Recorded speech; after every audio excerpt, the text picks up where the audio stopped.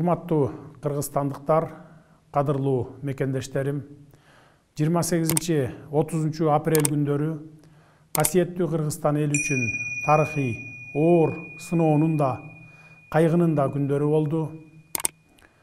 Ыйык ата журтубуздун аймактык бүтүндүгүнө жана коопсуздугуна коркунуч келип, тынч жаткан элибиздин бейпилдиги бузулду. Бирок Кыргызстандын чек ара жана күч органдарынын күжүрмөн даярдыгы, моралдык жактан бийик маанайы жана каармандыгынын аркасында өлкөбүздүн аймактык бүтүндүгүн сактап кала алдык. Тилекке каршы чоң жоготууларга учурадык. Миңдеген жарандарыбыз жашаган жерлерин аргасынан таштап кетүүгө мажбур болушту. Каза болгондордун үй бүлөлөрүнө, жакындарына көңүл айтам, аза кайгысын тең бөлүшөм. Элимдин уул кыздарынын, айрыкча 12 жашар кызымдын өлүмүнө кайгырып, ичимен кан өтүп турат.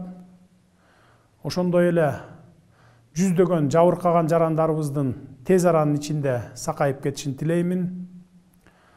Мамлекетибиздин, элибиздин кызыкчылыгын коргоп, жанын берген каарман жоокерлерибиздин эрдигине башым тийип таазим этемин. Жоокерлерибиз Манас атанын чыныгы урпактары, Кыргыздын нагыз эр жүрөк баатырлары экендигин далилдеди. Дарыгерлерибиздин, куткаруучуларыбыздын жана гуманитардык жардам көрсөтүп жаткан ыктыярчыларыбыздын ишин өзгөчө белгилейм. Алардын көкжалдыгы, эрдиги жана күйүмдүгү кийинки муун үчүн өрнөк. Кыргызстандын чек ара жана күч органдарынын айбат көрсөтүп, өз өлкөсүн өжөрлүк менен коргогондугунун натыйжасында сүйлөшүүлөр башталып, бир гана дипломатиялык жолдун зарылдыгы аныкталды. Мен Тажикстандын президенти Эмомали Рахмон менен 2 рет сүйлөштүм. Чатакты ырбатпоо үчүн чек араны тактоо боюнча өкмөттөр аралык комиссиялар ортосундагы ишинин натыйжасында тийиштүү протоколго кол коюлду. Ушул күндөрү курал жарак талап кылып, Баткенге барууга ашыккан мекенчил жаштардын жигерин туура түшүнүүгө болот. Алар да патриоттуулукту көрсөтүштү.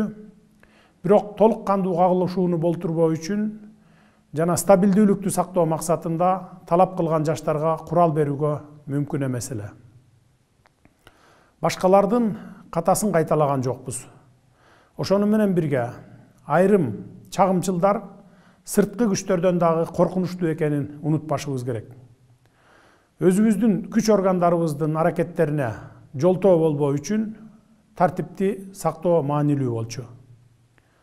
Өз кезегинде биз өзүбүздүн куралдуу күчтөрүбүздү чектеш мамлекеттин айыл кыштактарын басып алып жана тынч элине кол салып, үйлөрүн талкалоого эч качан жол бербейбиз. Кыргызстандын чегинен чыкпоого, биринчи болуп ок атпоого бекем көрсөтмө бердим. Себеби чатак ырбаса, эки тарап тең мындан чоң жоготууларга учурамак, 100 миңдеген үй бүлөлөр кайгы муңга бөлөнмөк. Ушуну элибиз туура түшүндү деп ойлоймун. Кудай жалгап эки тарап кандуу согушту токтоттук. Кагылышуу дагы канча убакытка уланмак, бир жараткан билет. Куралдуу кагышуунун уланып кетишине эки тарап тең жол бербешибиз керек. Анткени биз түбөлүк коңшуларбыз. Ата-бабаларыбыздан калган жерибизди таштап, башка жакка көчүп кете албайбыз. Биздин максатыбыз элибиздин бейпилдиги, мамлекетибиздин аймактык бүтүндүгү. Ушул тапта элдерди жайгаштыруу иши башталды. Ар бир үй бүлөгө кайрылам. Ээлеп келген жайларыңарга кайтыңыздар. Талкаланган, өрттөлгөн тамдарды калыбына келтирүү боюнча иш-чаралар жүргүзүлөт. Эл аралык коомчулук бизди колдоп, ар тараптуу жардам берүүгө даярдыгын айтууда.